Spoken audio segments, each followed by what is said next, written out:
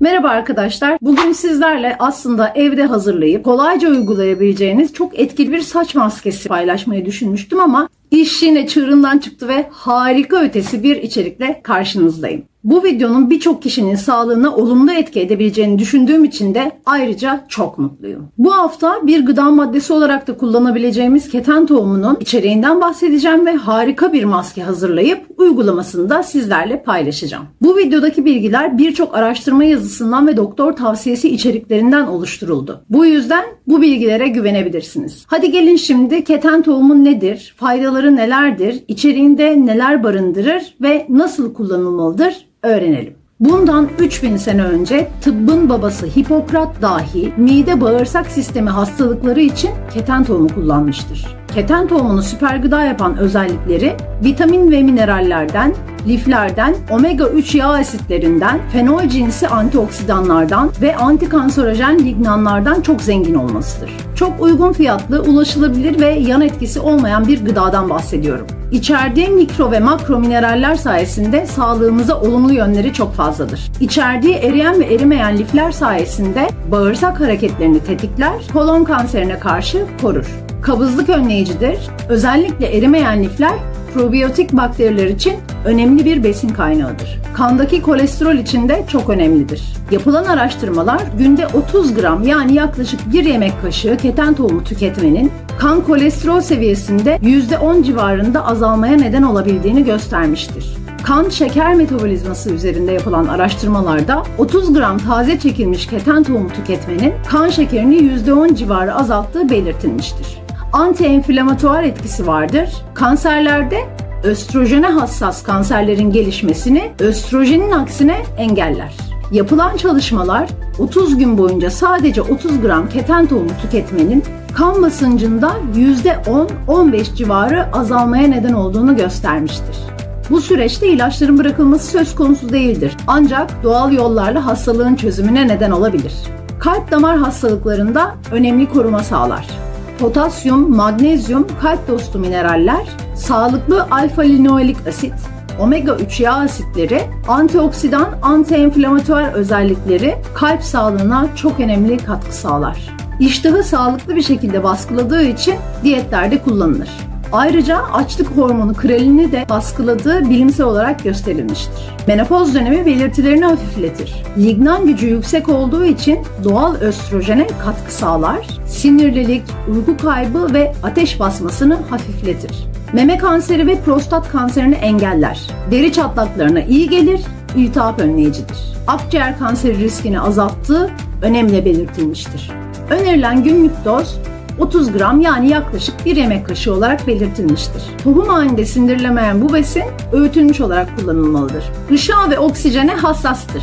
Bu nedenle omega 3 yararlanımını düşürmemek için öğütülmeli ve öğütüldükten hemen sonra tüketilmelidir. Çocuklar için de kullanılan keten tohumu günlük doz olarak 15 gram yani yarım yemek kaşığı olarak belirtilmiştir. Peki nerelerde kullanılır? Yüksek ısıya maruz kaldığında etkin özelliklerini kaybettiği için soğuk pişmiş yemeklerde, yoğurtla ya da salatalarda öğütülüp kullanılabilir. Ciltteki kolajen miktarını arttıran, cildi ışıl ışıl yapan bitkisel omega 3, kolajenli yapısı nedeniyle cilt ve saç maskelerinde de tercih edilebilir.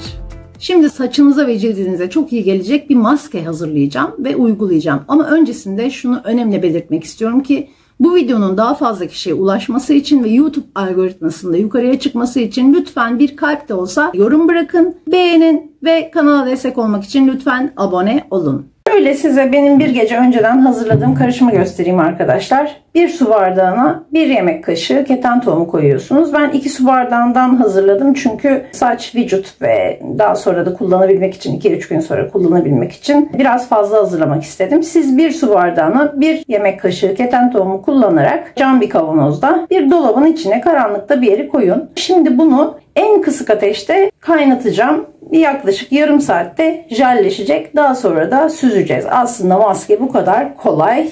İşte içeriği de böyle. Bu kadar basit. Şimdi tencereye boşaltıyorum bunu. Şöyle dibini de yapayım. En kısık ateşte altını yakıyorum. Bu kadar kısık ateşte. Hemen 5 dakikada zaten ısınmaya başlamış. Ben kapağını yarım kapatmıştım ama artık başında duracağım. Taşmaz tabii, çok kısık ateşte ama yine de kontrol etmek lazım. Arada bir karıştırıyorum haliyle dibi tutmasın diye. Yavaş yavaş jelimiz oluşuyor.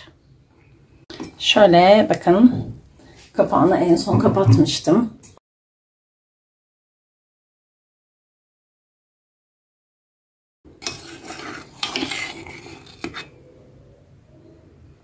Görüyor musunuz? Evet, yarım saat oldu. Artık altını aslında kapatabilirim. Rengi de döndü. Zaten soğumaya başladığında yoğunlaşacak bu jel.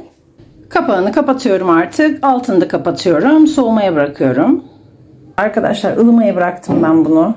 Şöyle göstermek istiyorum. Hala biraz sıcak. Biraz daha ılısın, yani biraz daha soğusun ama tamamen soğutmadan bunu bir kavanoza süzeceğim. Şu buharı geçsin. Direkt süzmeyi de göstereceğim size. Bakın. Muhteşem oldu. Sadece yarım saat kısık ateşte kaynattım. Kontrol ederek. Şöyle ben bir çorabı kestim ucunu. Pratik olsun diye gösteriyorum. Hemen kavanozun ağzına şöyle oturtuyorum. Tencereyi alıyorum. Tutuyorum buradan. Eğer tek başınıza yapacaksanız daha kolay olsun diye. Bakın, jel akışkan gidiyor. Dolduruyorum içine. Şöyle. Süzgeçle uğraşmayın. Süzgeçten bu jel geçmiyor enteresan bir biçimde. Ben çok uğraştım. Şöyle sıka sıka jeli içine boşaltıyorum. Bakın. Sıka sıka yukarıdan. Şöyle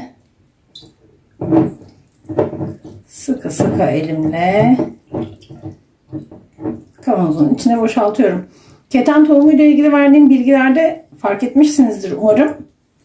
Aslında bu E vitamini, omega 3 özellikle o çekirdeğin içinde, tohumun içinde, ancak saç maskesinde bunu elde etmek sanıyorum mümkün değil. Belki de bunu gerçekten bilmiyorum. Rondoda çekip ondan sonra da süzebilirsiniz. Benim şu an rondom olmadığı için ben elimdeki imkanlarla ancak bu kadar başarabiliyorum. Böyle süzdürüyorum. Gördüğünüz üzere akışkan bir şey. Tabii bunu da ziyan etmeyin. Ellerinize de sürebilirsiniz. Hiç sorun değil. Leke iz bırakmıyor zaten. Şöyle gördüğünüz gibi jelimiz hazır. Şimdi en eğlenceli bölüme geçiyoruz. Saçımıza, yüzümüze ve vücudumuza da uygulayabiliriz. Ben saçıma uygulayacağım. Saç uygulama bölümüne geçelim ve biraz eğlenelim bence. Evet arkadaşlar, işin en eğlenceli bölümüne geldik. Ben şöyle keten tohumunu süzdüm. Zaten çektim, gördünüz. Bunu isterseniz saçınıza direkt buradan uygulayın. İsterseniz bir boya kabının içine koyun. Fırça yardımıyla uygulayın. Hiç fark etmez. Ben içinden rahat alamayacağım için buna döküyorum bir miktar. Biraz daha dökeyim. Şimdi bunun içine isterseniz Hindistan cevizi yağı koyabilirsiniz. İsterseniz E vitamini ekleyebilirsiniz. Eğer temiz içerikli bir aloe vera jel bulduysanız, ki lütfen yorumlara da yazın, ben de arıyorum, ekleyebilirsiniz. Faydası mutlaka olacaktır ama ben normalde keten tohumunu sade kullanıyorum. Yani içine herhangi bir şey hiçbir zaman koymuyorum. Saçımdaki kuruluğu tamamen alıyor, besliyor ve bu işte kopmak üzere olan yerleri de onarıyor. Ciddi anlamda faydasını gördüğüm bir bakım maskesi bu. Yani kolay hazırlanan, işte basit içerik diye sakın düşünmeyin. İçinde zaten her şey mevcut. Ben bunu direkt o yüzden bu şekliyle uygulayacağım. Eğer Hindistan cevizi içine ekleyecekseniz Hindistan cevizi yağını sıcakken lütfen eklemeyin. Çünkü soğuk sıkım alıyoruz biz onu. Sıcağı eklediğiniz zaman zaten bozuluyor. Benmari usulüyle eğer sıvılaştırıp içine katarsanız daha faydalı olacaktır, daha sağlıklı olacaktır. Ben şimdi bunu saçıma uygulayacağım. Eldiven kullanmanıza hiç gerek yok. Çünkü zaten cilt maskesi olarak da kullanılıyor. Bunu bütün vücudunuza da uygulayabilirsiniz. Her tarafa da damlatabilirsiniz. Ben şu şekilde gayet her tarafıma da aka aka uygulayacağım. Bunu normalde yüzüme, vücuduma uyguluyorum arkadaşlar. Saçlarınızın diplerine de gelsin. Derilerinizi de besliyor. Hiçbir şekilde zararı yok. Ama tabii ki muzun, çileğin bile alerjisi olabiliyor. O yüzden önce derinizin bir yerinde mutlaka deneyin. Keten tohumuna da alerjiniz olabilir yani. Bu uyarıyı da yapayım. Şöyle diplerden başladım. Zaten çok kolay sürülüyor. Kurumaya başlarken gerginlik hissi verecek. Yüzünüzde de böyle bir gerilme göreceksiniz zaten. Yine deride 1-2 ton açılma yapıyor. Yani beyazlatıcı kremler kullanıyoruz. Biliyorsunuz kozmetik şirketlerin ürettiği böyle bizim çok paralarımızı alan ürünler de var. Bunu da değerlendirin derim. Saçlarımın diplerinden uçlarına kadar süreceğim. Önce dipleri geçiyorum.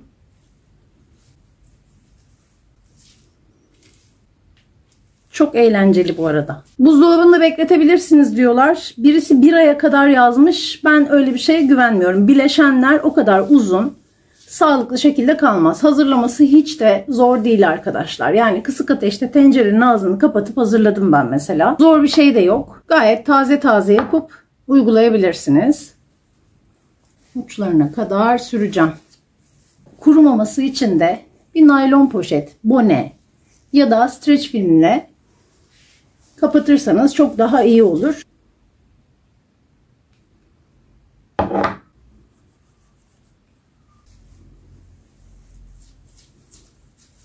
Saç derinize friksiyon yapın. Böyle. Oh çok güzel. Böyle. Buralarınıza da sürün. Ben zaten duşa gireceğim. Yüzümde makyaj var, yoksa yüzüme de çoktan sürmüştüm. Efsane besliyor. Haftada 1 çok yeterli olacaktır ama benimki gibi eğer açıcılardan vesaire çok yıprandıysa olabildiği kadar bekletin. Yani 1 saat, 3 saat, hatta geceden sürün. Sabaha kadar saçınızda kalabilir. Hiçbir zararı yok, yararı var. Sesi duyuyor musunuz? Gayet vıcık yaptım saçı. Oh çok da iyi yaptım. Müthiş. Evet. Sürdüm. Şöyle topluyorum. Şöyle. Oh.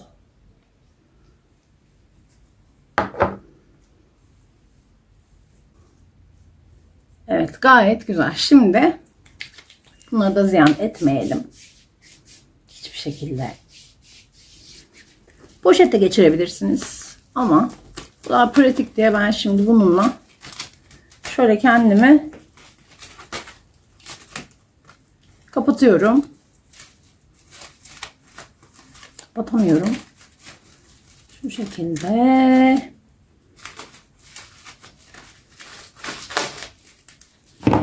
Yaptım. Bu saçımdaki maskenin daha yavaş kurumasını, saçın daha çok emmesini sağlayacak bir şey. Yıkarken şampuan kullanmanıza gerek yok arkadaşlar. Duru suyla yıkayın. Ben saçımı sabah yıkamıştım. Temiz saça uyguladım. Çünkü pulcukları, gözenekleri açık oluyor saçın. Daha çok maskeyi emiyor. O yüzden sadece durulayacağım ve kurulayacağım. Bu kadar basit. Bir videonun daha sonuna geldim. Gerçekten çok önemli bir videoydu. Kolay hazırlanan bir tarifti ama kullandığınız zaman, etkisini yaşadığınız zaman ne demek istediğimi çok iyi anlayacaksınız. Bir sonraki hafta eğer bu saçları adam edebilirsem artık, biliyorsunuz çok yıprandılar. Saçlarımı tekrar oryalle açacağım ve şu koyuluklara elveda diyeceğim. Tabii ki turunculukları da yok etmek hedefim. Umarım faydalı bir içerik olmuştur. Umarım sizin de ihtiyacınız olan bilgileri ulaştırabilmişimdir. Haftaya cumartesi yeni bir içerikte görüşünceye kadar kendinize çok iyi bakın. Sağlık her şeyden önemlidir. Unutmayın. Hoşça kalın.